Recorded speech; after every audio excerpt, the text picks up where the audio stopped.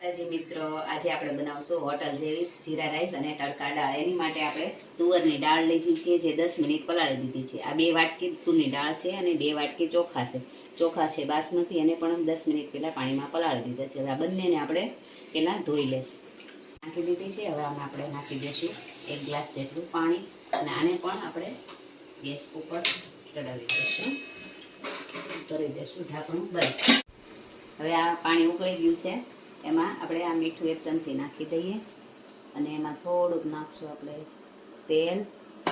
તેલ નખાઈ જાય એટલે આજે આપણે ચોખા ધોઈને રાખ્યા હતા એને પણ આપણે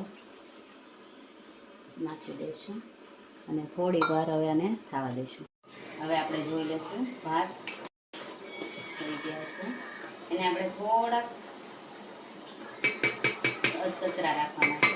હવે આ ભાત થઈ ગયા છે અને ગેસ કરીશું બંધ।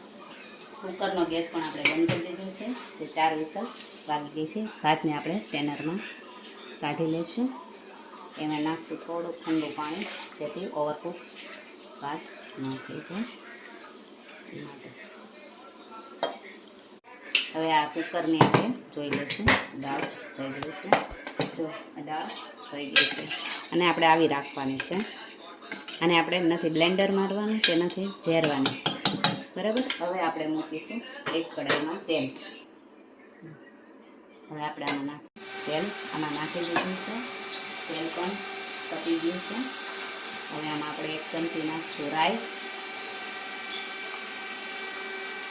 1 ચમચી નાખશું જીરું, એને ફૂટવા દઈશું। તેલને રાઈ ફૂટે ત્યાં સુધી તમને દેખાડું। આ છે 1 મોટી ડુંગળી, ટમેટું, આદુ, મીઠો લીમડો, મરચું અને 1 લીલું મરચું।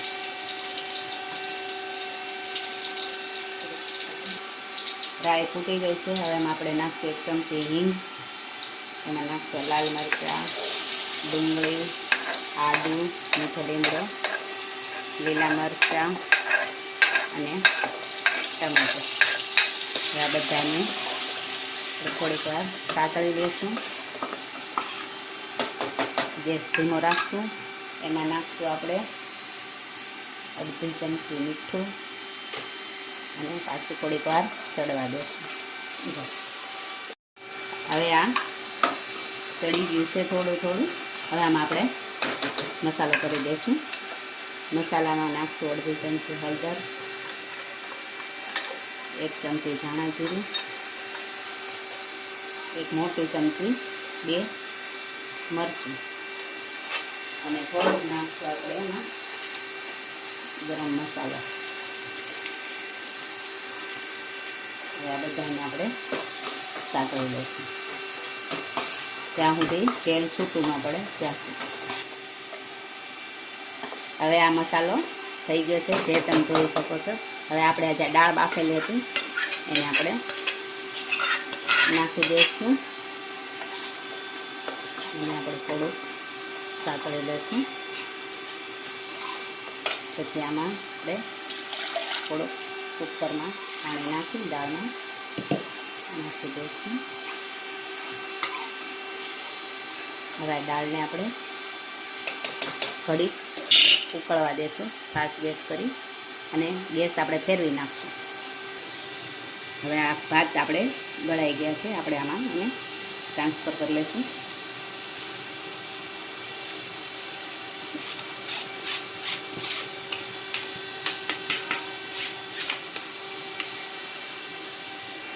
હવે આને આપણે તેલ મૂકશું,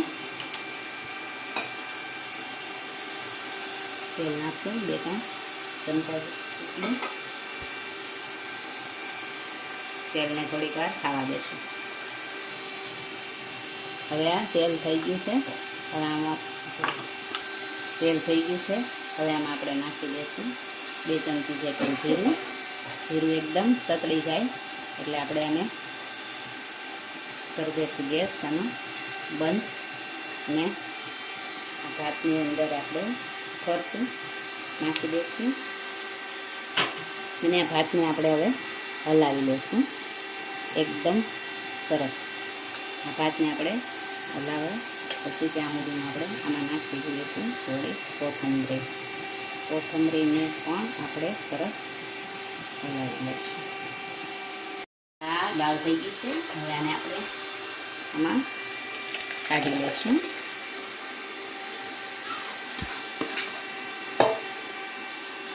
બરાબર. હવે આપણે આ જીરા રાઈસ અને તડકા દાળ તૈયાર છે.